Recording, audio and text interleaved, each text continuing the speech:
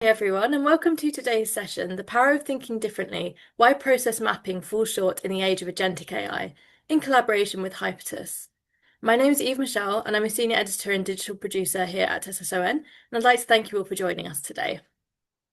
Before we jump into the webinar, it is time for some quick housekeeping. So the good news is that this session is being recorded, and you'll all get the recording after the event, so there's no need to scribble down lots of notes. We have a few tools that you can use to interact with us below. So there's a Q&A function where you can put any questions forward to our speakers, and we'll answer these at the end if there's time. But if not, we'll get answers over to you via email. There's also a chat function where you can make comments on the session, and if you have any technical difficulties, you can reach me and my colleagues there, and we'll do our best to help.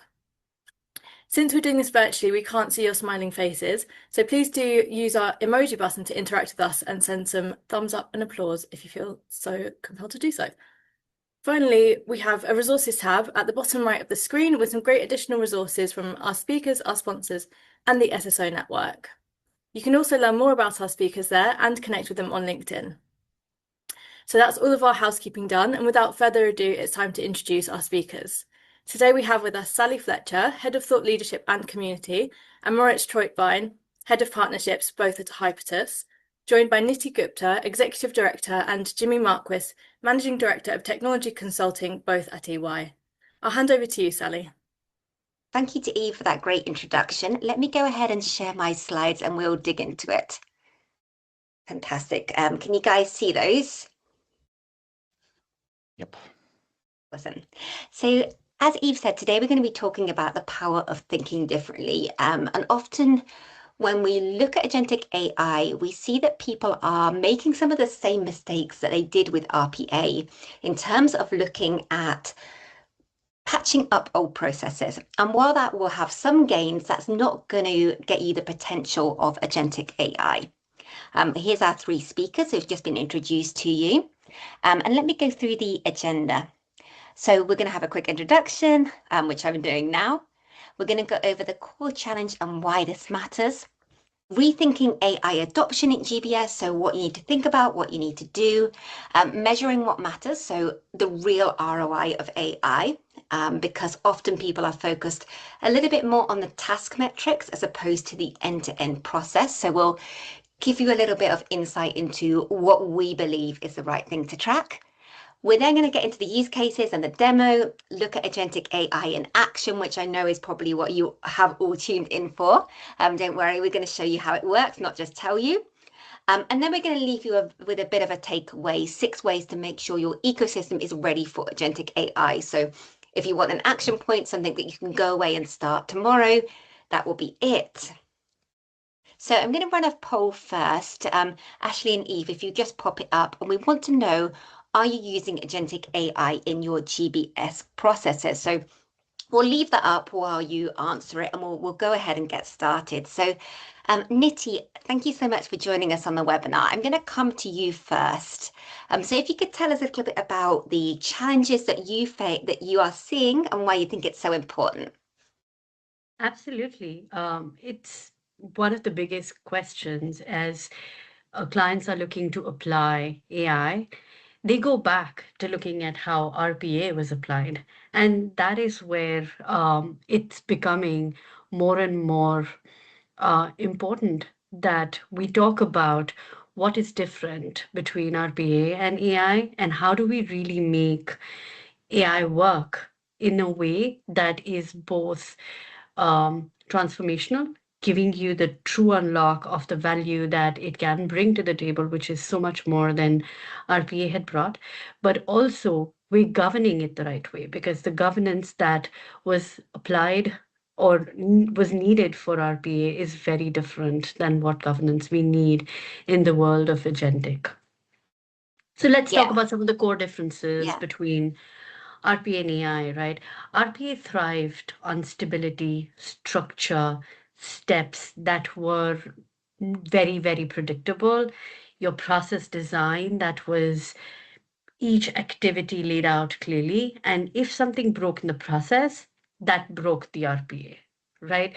You remember days from having changed one name in the file, nomenclature, or one column in the table of reports that were being pulled out, and how that just made sure that all of my bots came to a standstill. AI, on the other hand, thrives on the ability to think for itself, which means it does not need a step-by-step structure, but you bring down the value of the AI's capability if you give it too many guardrails, if you give it too much structure. What works better in the AI world is looking at the outcome so that the AI can reimagine what is the process that you want to follow. And it could be nonlinear. More importantly, you could skip steps completely because they are not important for the AI to be able to get you to the outcome, whereas it was really important for the RPA. Yeah, I know I saw Jimmy 100%. come off mute, so I'm guessing he has Yeah, Nidhi, I nuggets to couldn't add agree more. there. I couldn't agree more. And maybe I can use an example to help bring it to life. So in the GBS setting, let's say that your boss came to you and said, we want to deploy AI and invoice processing. And we're going to start by thinking about how would you approach that process in the past? Maybe what you would have done and say, okay, well, what governs what good looks like in invoice processing? And maybe you would orient towards, well, our cost per invoice is a good metric. Where can I deploy AI that's going to lower the cost per invoice? And then you would go in and you would look at the current state process and you would start mining the different steps and you would say, I found it. I see a lot of our invoices are getting kicked out from our OCR tool and they go into this exception queue and it requires people to go into it and look at subheader detail and enter the information. That's where we should deploy AI. So you go to your boss and you say, okay, we need to deploy an AI agent on top of this queue. And it's going to sit there and it's going to monitor and it's going to pull the subheader information and it's going to send it down the right approval path. And your boss says, great. How do I explain the value to the organization if we do that? And you say, well, we should see our cost per invoice drop. And you probably will. You'll see that manual work is removed from that node and you'll have a success. So nothing inherently wrong with that approach, but I think with AI and agents, you're starting to leave some value on the table. So now let's take that same example and do it slightly differently, where we're reimagining the outcome and the process.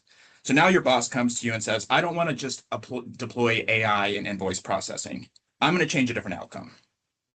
For so long, vendors have been sending us invoices with 210, where we could get a 2% discount if we can pay it in 10 days. And we would laugh. Like, what do you mean I'm going to process an invoice, get it through all the approvals, get it coded, and paid in 10 days? Like, it was a far-fetched dream. But that's the outcome I want to enable. What do you do then? So maybe you do go to that original node of where invoices are getting stuck. But you don't stop there. You then start thinking like, well, if I have to truly engineer around a 10-day payment time, I'm going to need to assess at some point my cash positioning. Well, maybe that's an area where you can deploy AI and agents to help in that. And I'll have to deploy something to nudge the humans that now there's this new process in place that you're going to have to approve in a different manner, or you're going to have to validate what the agent's doing in your day-to-day workflow.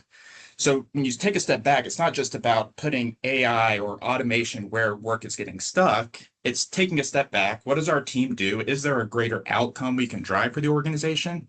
And then choosing the right combination of AI and agents and humans to activate that value. So it's an exciting time for all of us, certainly in the GBS space, because this is a very powerful tool for us to start orchestrating value with.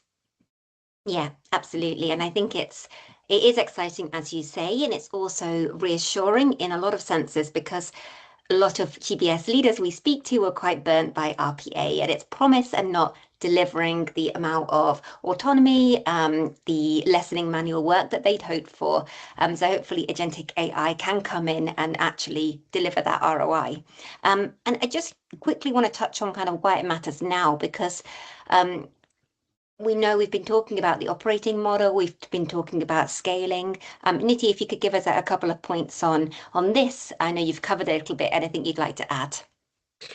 No, I think everything that Jimmy just said points us to truly what is that what we can drive with agentic AI, right? There is the RPA angle of, is it only about cost? I don't think that is what agentic can give us. And that's where we need to focus. What is the value that we can unlock and making sure that we're not just automating 20% of the problem, but we're actually unlocking 80% of the value that AI can deliver if applied right. So can we make sure that we're not just using it towards uh, reducing what we're charging back to our business, but becoming that value delivery organization that everyone looks towards GBS to do, and providing that faster decision making ability as well as unlocking revenue capabilities through the use of agentic. Yeah. Yeah, Anything you'd like to add, Jimmy? Yeah. Yeah, Nidhi, I couldn't agree more. And the operating model calls for changes because of AI and agents. And I'll give you an example of this in the GBS setting as well. So if you're running a GBS organization, you're trying to harvest learnings and best practices. One way, if you have a human-oriented value chain, is you'll do monthly reviews where teams can come together and they can surface what's changed, or was there a new best practice or tool that you found that was very helpful. And you would all come together, you would share limited information, and then you would go about your work. Well, that knowledge sharing looks radically different in the age of AI and agents. Now we truly have the ability where agents can knowledge share every minute detail about every transaction they're processing in real time with all of the agents that are performing different works in GBS. Like you have this collective intelligence that you can activate. And it's something that we as humans we can't do biologically. And so then you pause and you take a step back. Well, how do I create an operating model to enable that and to create compounding intelligence and create a GBS operating system of the future? And it's a lot of exciting things that you can go after, but it causes you to pause and rethink. It's not about trying to do the way things used to be done and inserting AI and agents into it. It's, well, can we take a step back and rethink how we're trying to do GBS holistically? Yeah, definitely. And there is a certain amount of urgency behind it. I know that SG&A costs have been the highest they've been in the last 5 years in the US. This year. Europe, not quite as much, but they're definitely going up. So, I mean, keeping costs, but as you said, rightly adding value, driving revenue back to the business. Let's move on slightly to kind of rethinking AI adoption. So we know what the challenge is. We know why it's important right now. What would you advise to look at? How would you do things differently? Yeah, and Nidhi, I'm happy to take a lead on this one and then maybe hand it to you for some additional content. So what you're seeing here is a solution that EY's put together to help GBS organizations reimagine how your function could operate with AI agents. And we call this at EY our value blueprints. And we've talked a lot about new technology that's coming available. So we have agents, we have agentic coding capabilities. It seems like there's a new frontier model getting released every month that you have to wrap your brain around. And we've talked about the need to reimagine your business process. So we've seen a lot of clients say, like, this is a lot of change happening all at once. I got technology coming at me left and right. I got technology partners saying that theirs is the best solution that's available in the market. I'm also trying to pause and reimagine what my team can look like while trying to keep the lights running, because it's not like I can pause business to reimagine. It has to happen in parallel. So one of the things that we've done is we've worked with a lot of organizations to think through which ones are leading the pack in reimagining their business domains, and how are they decomposing that process? And what you see on this page is that methodology. So we call it our EY.AI value blueprints. And what we've done is we've created a method where you can apply it to different value chains, including GBS value chains, and systematically go through your customer layer, workforce, processes, trust, intelligence, the AI native tech foundation, and the system of records to reimagine how it all comes together to orchestrate value. So this is where you'll be able to go in, you'll be able to reimagine if you have customers interacting with your value chain, how are they going to interact with your AI agents?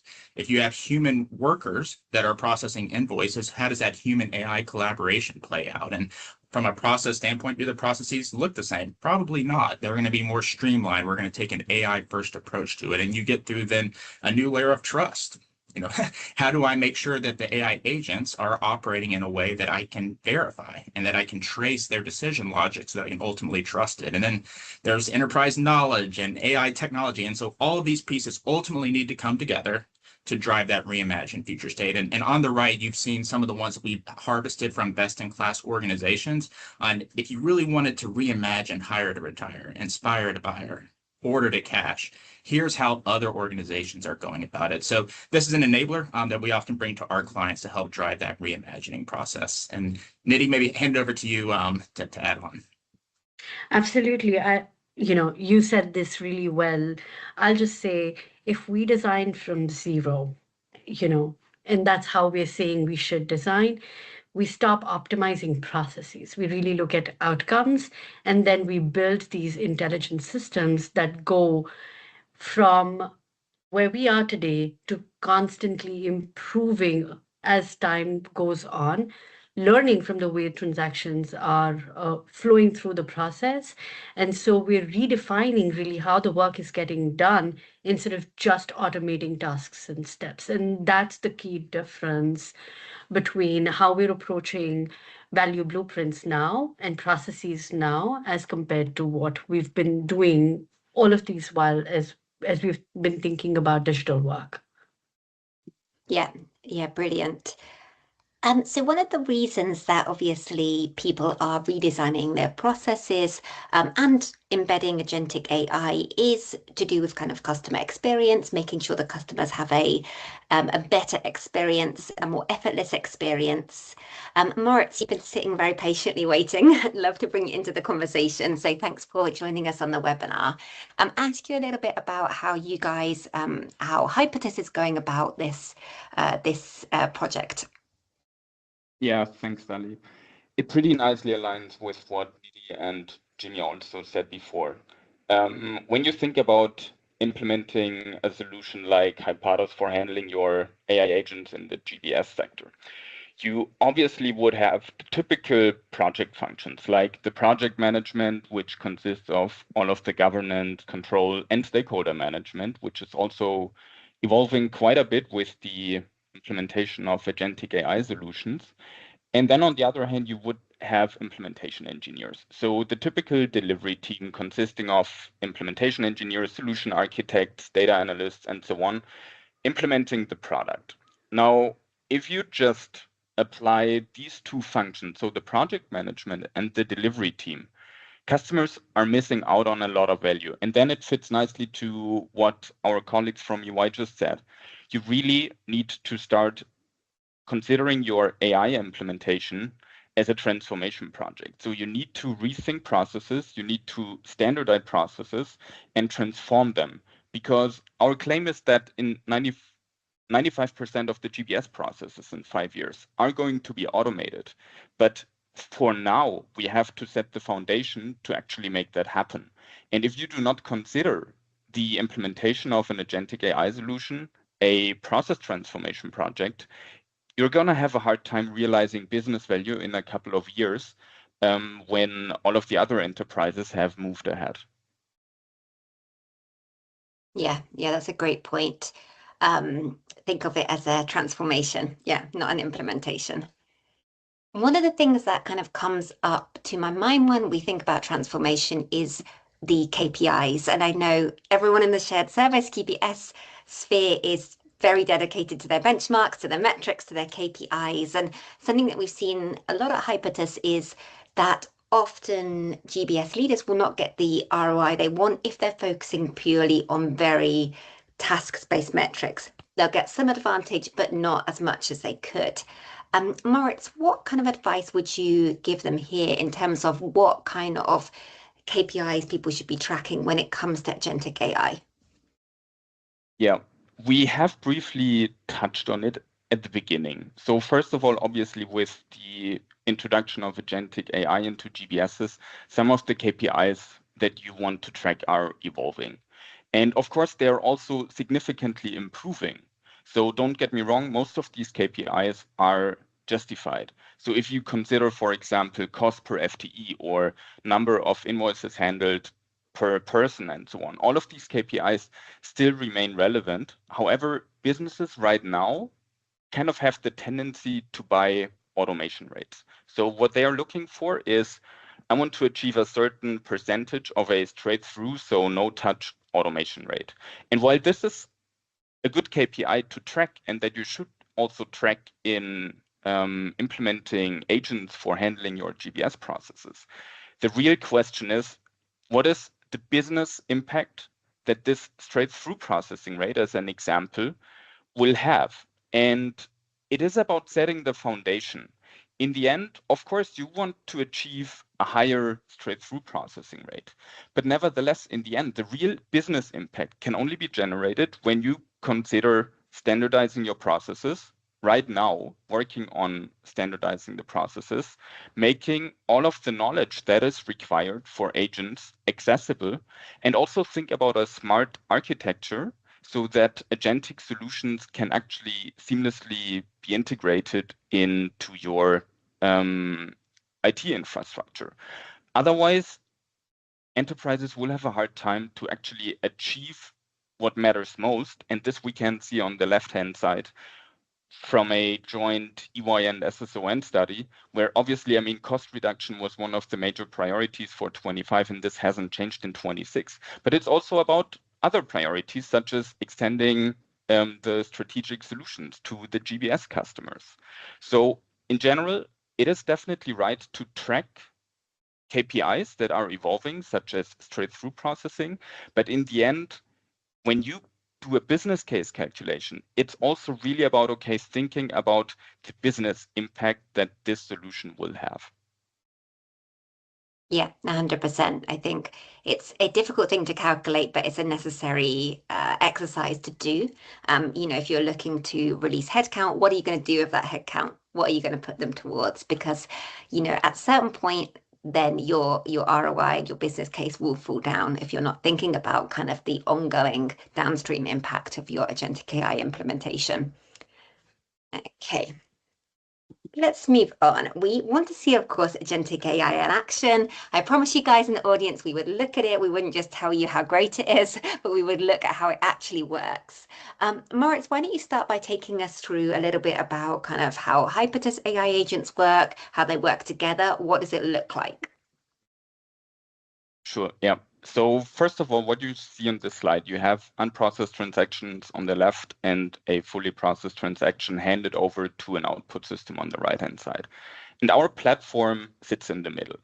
Now, if we talk about an out-of-the-box AI agent, then actually this might be a little bit misleading at first sight, because if we mention an AI agent for processing invoices or an AI agent for handling delivery notes, what we mean by that is always a whole team of AI agents, right? So if you look at it, just as human operators would right now do the process, it consists of quite a few different process steps. And depending on the process step, on the responsibility that each process step handler has, you need access to specific knowledge. And if you translate that into an agentic view and one of our AI agents, you would obviously have an input management agent in the very beginning. Then you would extract all of the information from a document, for example, a scanned PDF or an image and so on.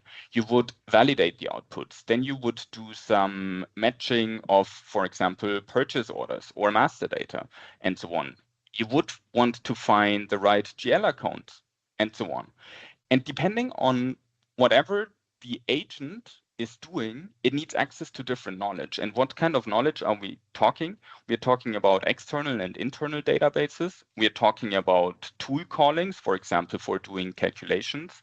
But we are also talking of a lot of contextualization in terms of historical accounting records and accounting guidelines and handbooks. So internal ones, of course, but also like the SOPs you would want to contextualize for your agent to actually access them and follow them.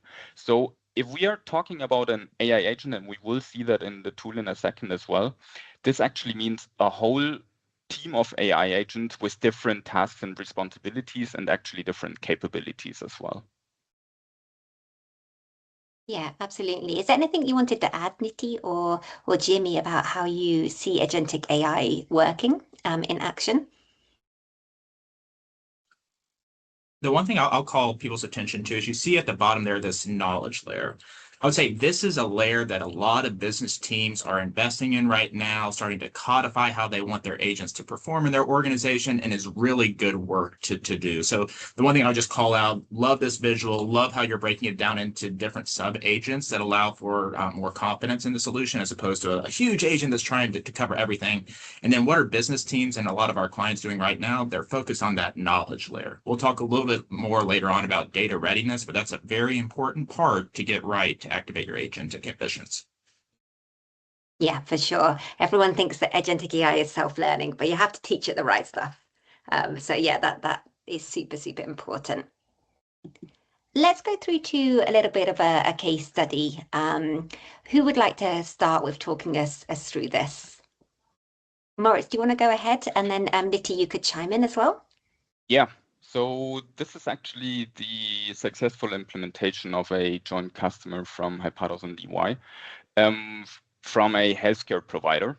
And the challenge, if you look at the situation where we started, it doesn't look too bad actually. They had a ton of invoices, like 1 million invoices per year, and a PO automation rate measured at 54%, with kind of having reached the ceiling and not moving any further on. And then at the same time, with non-PO documents, they experienced a very bad automation rate of 0%. So basically every single document was routed and coded manually, which of course means a lot of manual work. So we considered like, okay, what is a reasonable and achievable target for implementing Hypatos in a, how we always do it, in a pilot phase, means being put into production with a limited scope. And then of course, you want to see a rapid rollout across different countries, company codes, entities, document types, and so on. And of course, you want to further improve your automation rates. This is where we started, and this is what we defined the scope based on. Fantastic. And yeah, do tell us a little bit more about how EY gets involved, Nitty, and like how you work with people to make sure that the agentic AI is implemented correctly. So that is a good question, Sally. The real question around here is understanding what are the outcomes that we're working towards, making sure that the process as we define it goes through those pieces of what are the nuances, where are there exceptions, designing around the exceptions, also finding out where are the decisions being made, what are the roles and responsibilities of the various teams, so that the agents can sort of mimic some of those decision making as we bring in humans in the loop at the right points to make sure that there is someone looking and validating what the agents are doing, and we're not, ending up in wrong PO creation or duplicate PO creation, etc. And that some of the judgment that is being applied at the right level, and there are approval flows. There is governance which is dynamic because things change as the agents encounter new PO types. There will be things that they will be self-learning. So are they, to your point, learning the right things? Or if there are corrections that need to be made, are those being made real time so that there is faster adaptability that goes into this? And then making sure that as we go through that hypercare period, we're keeping a very close eye on some of these exceptions and helping the agents identify where these exceptions can be done away with, either through change communication back with the vendors or with our business users, so that some of these differences can be brought down and our adoption rates and our turnaround times can significantly increase. If I may add, Nidhi, this is really a brilliant point, because just you move your process into production and let an agent handle it, it doesn't really mean that the process is stopping there, right? You want to monitor not only in the hypercare, but on an ongoing basis. You want to monitor how are automation rates looking like, and also identify additional potential for automation. And along the way, you may discover inconsistencies in your data. You may discover issues with specific vendors who just send fraudulent, wrongfully invoices, and so on and so on. So there is a whole bunch of reasons that an automation rate might not be higher or might not achieve its full potential. But this is exactly what needs to be done after we see a customer moving into production and then continuously improving and building up on that. Yeah, that's a really good point, Moritz. Thank you. And it made me think quickly about something that a lot of GBS leaders that we speak to are very concerned that their data needs to be perfect before they can get started with Agentic AI. Whereas I know that often Agentic AI can help with that data enrichment. How do you go about that? Yeah, I think we have that later on also in the data readiness point, and I also let our colleagues from EY talk about it. But of course, an Agentic AI implementation will let you identify a lot of data inconsistencies. So I can tell you from nearly every single implementation that we are doing, we discover some inconsistencies in vendor master data that is coming from the ERP. And this should not be a surprise, of course. And if you can prepare for it, then start now and start preparing your data. But you will discover a lot as you implement and scale your solutions, and you will figure out more and more and more. And of course, in terms of a continuous improvement process, you gotta revisit the quality of your data. Yeah, Moritz, one story I'll add there. We were building an agent for a client in the GBS space, and it was around monthly FP&A reporting packages. And the client said, oh, our data, we don't have a data landscape that we could trust. We could never deploy AI and agents on top of it because we couldn't trust the data. We said, okay, well, how are your professionals going about curating this data today? And they're like, oh, well, they go out to these different systems and they pull these reports real time, and then they go through and they start aggregating the data, and then they'll flag exceptions. It's like, well, why would we not have the agent go replicate that report pool as an example? So to your point, more, it's agents, because they have the ability to reach out and use tools and pull data just in time. Not only does the data challenge get a little bit easier to get started with, but you can also have agents flag things as they're processing, and you can actually use it as a way to improve data quality over time. So I feel like it's an incredibly important thing to get right. Fortunately, with the technology that's coming to market right now, we're actually being brought tools that help improve that data maturity along the way. Yeah, great point. Thank you, Jimmy. So I'm going to hand over to you, Moritz, to share your screen. I know you're going to give us a little bit of a look inside the Agentic AI in the Hypertos system. Do you want to go ahead and share your screen? Yeah, I keep that one brief, limited to the main aspects that we covered in this session as well. But of course, I want to give you a bit of an understanding how it actually looks like. So what you see here is called the application Hypertos Studio. It is our human-in-the-loop component. It is the application that can be used for validating all of the agent outputs and so on. Now, I've pulled up an invoice that is being sent for coffee delivery, I guess it is. And as you can see, you always have the document in the middle. You could now upload documents via the UI. You could also forward them via emails. They would all be processed in real time. And let's cover the boring part first. As you can see, like if you click here, everything is being extracted. Extraction is really not an issue anymore. So if enterprises are still struggling with OCR, it might be worth reconsidering their solution in place, because accuracy of 98% should really not be an issue anymore. You can see that everything is being extracted on a line item level. So on this invoice, we have like fluid carafes of 1 liter, half a liter, and some freight and packaging. And all of this is being extracted on a very detailed level.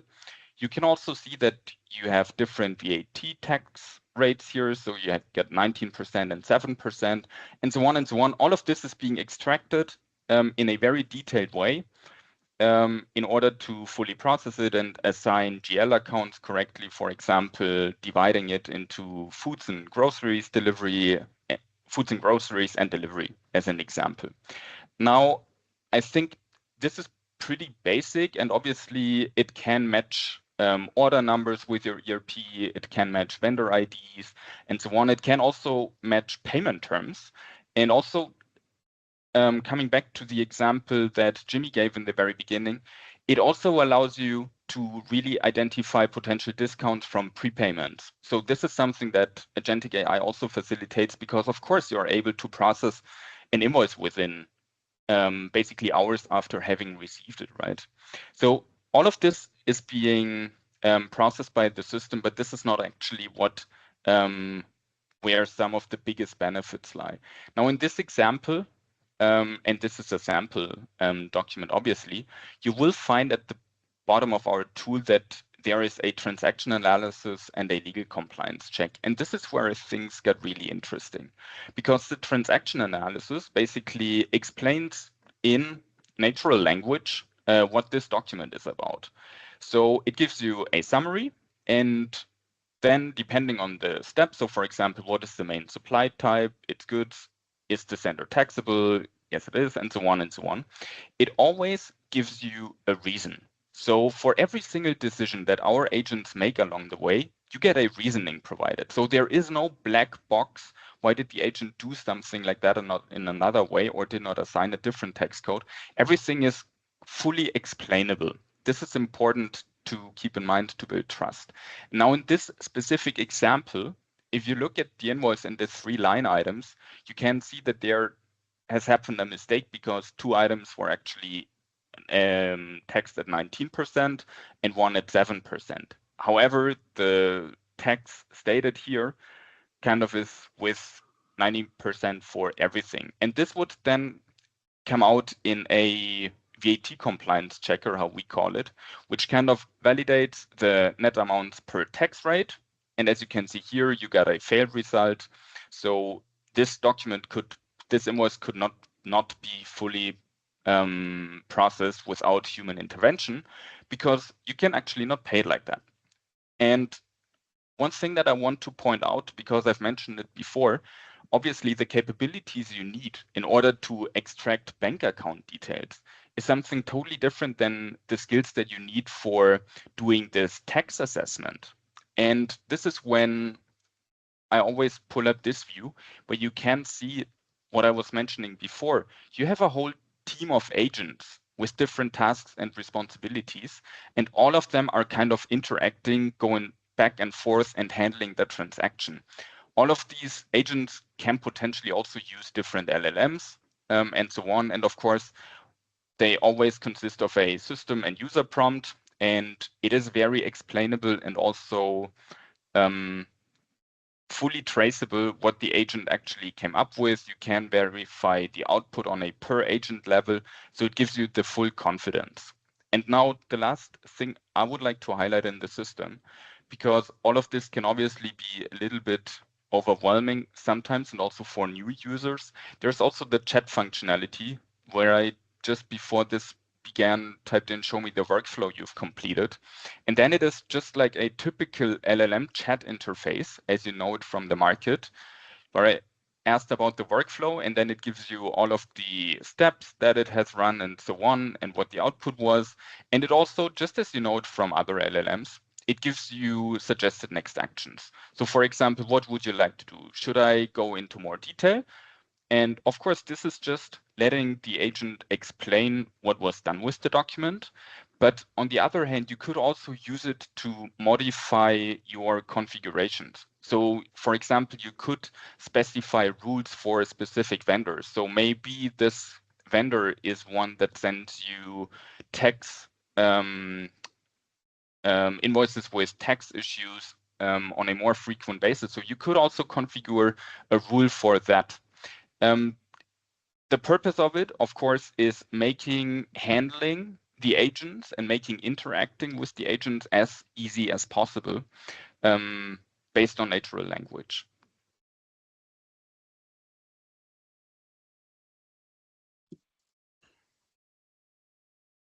Awesome.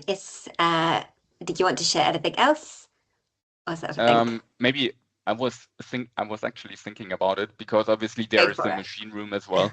If you go to the setup area, which looks exactly like the studio where you can define your workflows, your agents, the LLM management, you can put context data, you can put your accounting guidelines and so on and so on. It's kind of for the heavy users in our audience who also are tasked with implementing the product. And yeah, it always works the same with system prompts for all of our agents, which are predefined from our end in a way that they can be used across all of our enterprise customers. And then you put in user prompts where you kind of specify and consider company-specific guidelines, process descriptions, and so on and so on. And it also, I mean, it has some functionalities around LLM management where you can select all of the LLMs.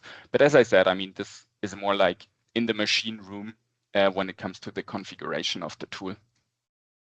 Yeah, that's really good. Thank you so much for sharing that, Moritz. You always make it very understandable, even to me. I hope so. So Thank you. I'm sure the audience will have enjoyed that.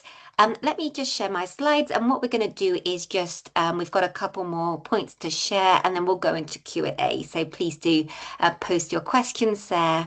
I'm also going to ask Ashley and Alice just to post a second poll. So there's a couple of options for you guys to learn more, whether it's about kind of having a call to identify your agentic AI use cases with EY and Hypatus, or about learning more about our agentic GBS blueprint. So with any webinar I do, I always like to give the audience something that they can think about and that they could even start applying this week or next week. So a few different points to get started and make sure that you're ready for your agentic AI transformation. Nitty, let's go to you first. If you could give us a little bit of an idea on process and people readiness. Of course. So I think process readiness is easy enough, right? Clear start, clear end. What are the big outcomes and decisions that we are working towards? How do we build in the governance that would be needed to make sure that the AI is doing the right thing? Because if you do these well, you're scaling the process through AI. If you don't, AI will just scale the chaos for you. From a people readiness perspective, it is truly an enterprise-wide effort because AI literacy is not just some people in the background, creating the agents and, it's one and done.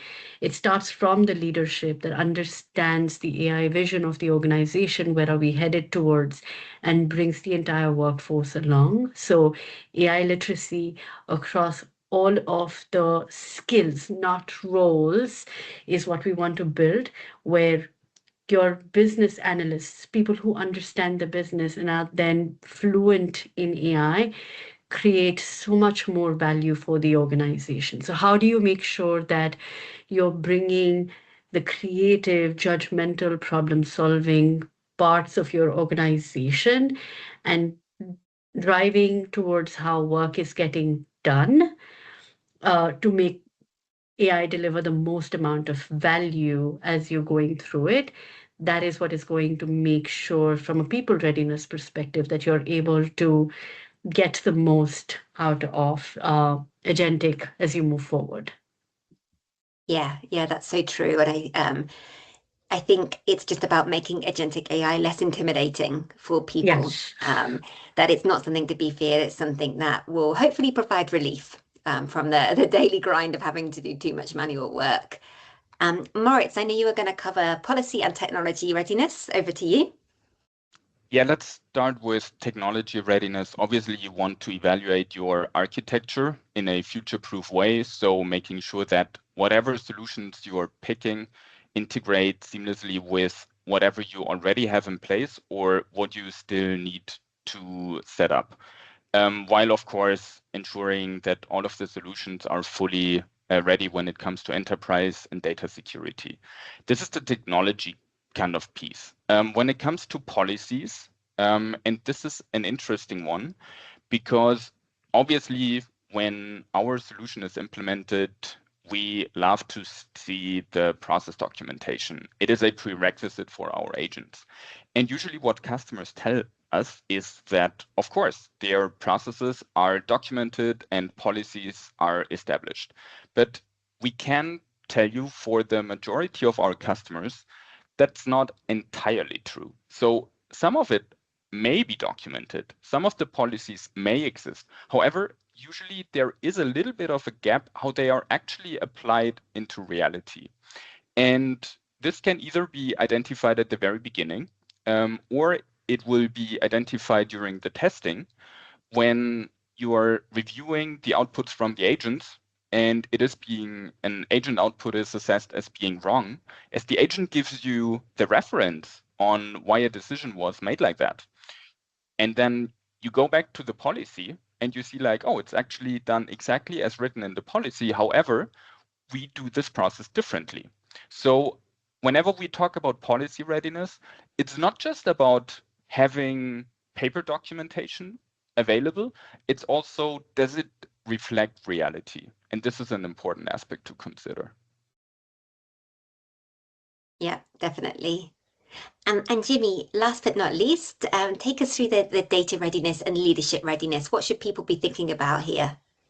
Sure. So for the last two, I'll start with data readiness. And when AI and Gen AI was in the market, there was a saying that garbage in, garbage out from a data perspective is what you can expect. And that is certainly true now. With agents, though, they're going to be taking action based upon those garbage outputs if you don't get the data inputs right.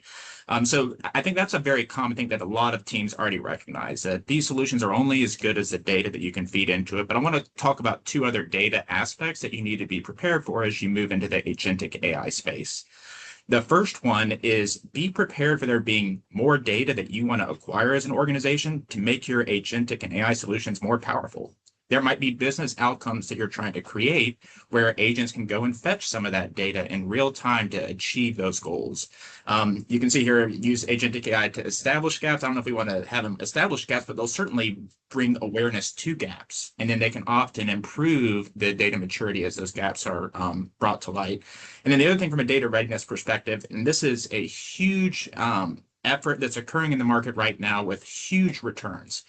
There's a very valuable data set in your people's minds. It's the institutional knowledge of how these value chains work, how these processes are supposed to operate. Maybe you've documented in SOPs. Maybe you have disparate notes on how things should occur.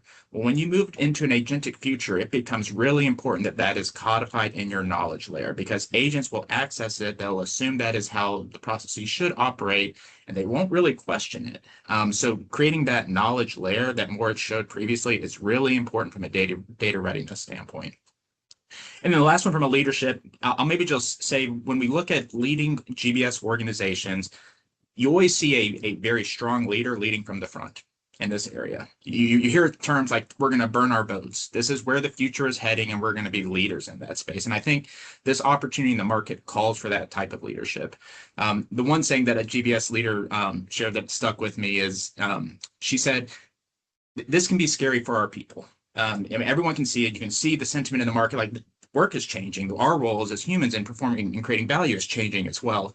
But as a leader, if I do this right, I'm doing it in a way so that my people have an agency over this transformation. So like, oh, that's cute, agency, agentic, but you want to empower them along the way, as opposed to having it done to them. Yeah, I couldn't agree more. That's a great point. Thank you. So we've got about 10 minutes left for questions, maybe just under.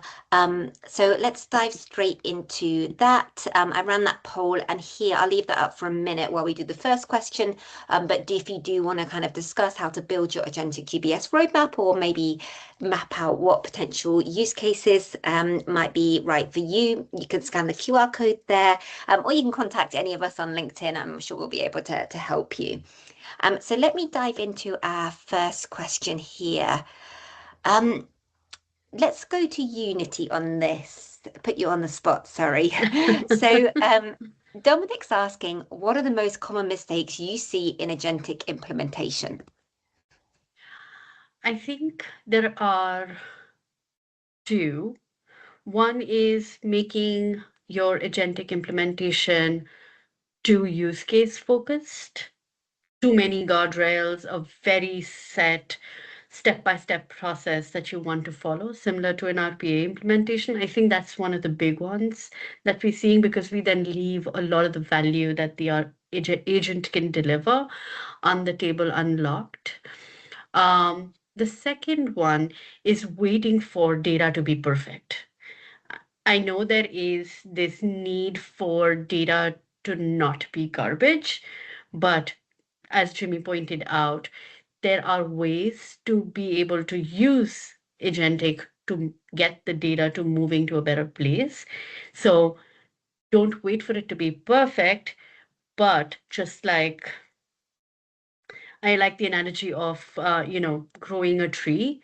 You have to plant the seed at some point in time. So plant the seed and then work with it, nurturing it, using it, the agents to, identify gaps and then fix the gaps as we move towards a better environment. You don't have to wait for the fruit to be ripe before we get building out agents in that space. Okay, that makes sense. Is it true that incomplete data is better than inaccurate data when it comes to agentic AI? If you can point it in the right directions to where it can fill the gaps, it Yeah. would be better than not giving it any direction, because then that is where then you end up with hallucinations, because funnily enough, AI wants to please the person who's asking the Okay. question. So it's better to give them where you need them to focus rather than leaving it too open. Makes Jimmy, any thoughts sense. on that? Yeah, couldn't agree more. Sally, to answer your question, I would say incomplete data gives the agent an option to go fill in the gaps, and then often it can validate that I fill in the gaps correctly. Versus if it's inaccurate, doesn't know it's inaccurate, and what actions could it take? Yeah, for sure. Is there any other mistakes that you see, Jimmy, when it comes to implementing agentic AI? Anything that people should be, red flagging? So, yeah, I'll give maybe a kind of a technical nuance one, but we talked earlier about the RPA approach. And if you go back 5 years, a lot of times you would spend a good amount of effort going after your edge cases. So like I needed to just in a linear flow come up with all the different paths that a transaction could take, and I needed to code all of those. And it's sometimes you think you need to do the same work with agents, but you really shouldn't. So like if you're ever going down the path of coming up with like all these specific rules or edge cases that are supposed to be guiding the agent, maybe take a step back and say, like, can I put in a system, or can I put in more policies or procedures that are designed to tackle this whole population of edge cases? I think that plays to the strengths of the technology today and drives better outcomes and better solutions. Yeah, 100%. Now, Moritz, I'll direct this next question to you. A question's come in from Alex, and Alex is asking, how long does it take to implement agentic AI typically? It's probably different for a lot of different organizations, but what would you say to that? As a former consultant, the answer must be it depends. But like more structurally, proving that an agentic solution works for your use case, this can be done within days. Seeing it with your own master data, with your own documents and transactions, this is something that you can really see after a few days. Nevertheless, as I mentioned before, there are quite some prerequisites that need to be fulfilled, right, in terms of processes documented, knowledge available, and so on and so on. And the more prepared customers are, the faster it gets, of course.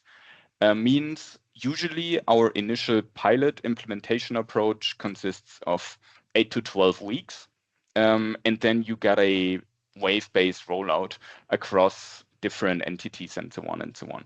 So in the end, I think it is important to point out enterprises need to prepare for an agentic AI implementation. If they are completely unprepared, it will take longer, obviously. But if they are prepared, it can really be, it's a matter of weeks of deploying any agentic AI solution into production. But of course, as I said before, it doesn't stop there, right? You gotta monitor it and consider a continuous improvement of it. Makes sense. And another question that's come through is along, I'll direct this first to you, Moritz, and then maybe we could come to Nitty. What is the best process or use case to start with when it comes to agentic AI? That's a really good one. So first of all, you want to consider a fairly standardized process. So where you also have a decent amount of volume, so you actually get some historic data, you can provide some context and so on. It shouldn't be a nitty-gritty exception handling use case that only happens any other month maybe. So you usually want to pick a huge volume and fairly standardized process.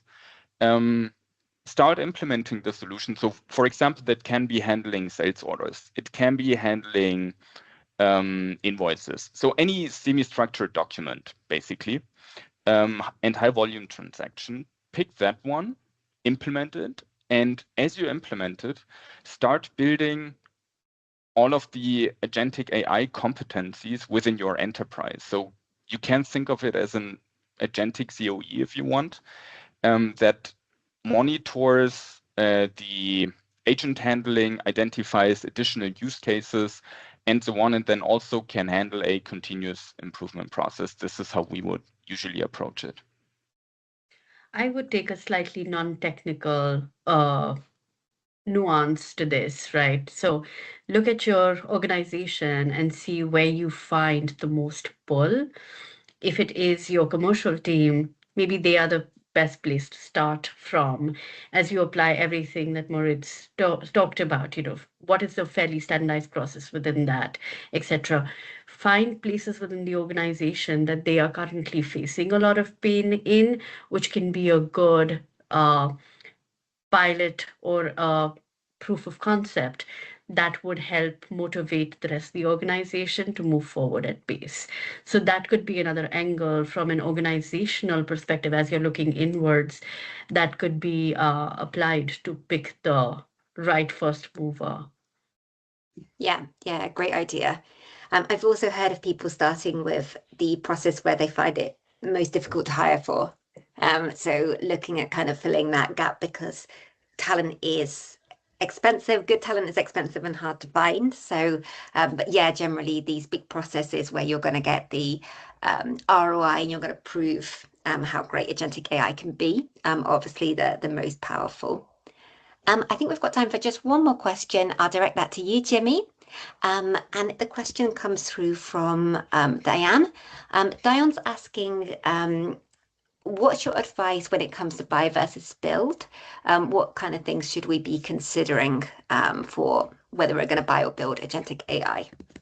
Yeah, it's a great question. It's one we hear a lot from clients, and some clients even come up with other categories like configure as a way to kind of play between those two. I think on the extreme, some of what you're looking at on the buy side, a lot of times you're relying on software companies and technology companies that are packaging together agentic capabilities that perform incredibly well in their software stack or in their technology stack. So when you're thinking about your solutions, if the predominance of the agent or the AI's activity would be within that application, maybe that's a great path to go down. Other organizations are saying, well, if I go end to end, it's going to require my solution to cut across different technologies. And so that path sometimes leads you towards thinking through is build more effective. The other thing on the build side is you get more control as a company over your token profile. So no shock to anyone if you look in the news right now, token maxing and people that are burning through thousands of dollars of tokens at once is happening. We don't want that, or that's certainly not creating the business outcomes necessarily you want in and of itself. When you get to building, though, you can actually create solutions where you control the token consumption. So the cost profile of those solutions can be more advantageous at times, but it's definitely a distinction a lot of companies are exploring right now. Most companies don't do all one or all the other. There's probably a happy balance. That's very diplomatic of you. It depends. I could have said that, agree. right? At least I get more. But... Brilliant. Well, sadly, that's all we've got time for. I'm going to hand back to Eve from SSON, but first just wanted to say thank you so much to everyone that attended from our audience, and also highlight a couple of the resources. We did put a copy of the slides in the resources. There's also a link to a webinar we're running with Jimmy and Nitty's colleagues over in Greece on AP automation, so bridging the gap with agentic AI, and a couple of really cool white papers on building your agentic GBS. So please do take a look at those, and I will hand back to Eve. Thank you. Thank you, Sally, and thank you so much to all of our fantastic speakers for that session. Unfortunately, that is all that we've got time for today, but before I let you all go, I'd like to ask you to please fill out our post-session survey so that we can keep on delivering great content like today's webinar. Thanks for joining everyone, and have a great day.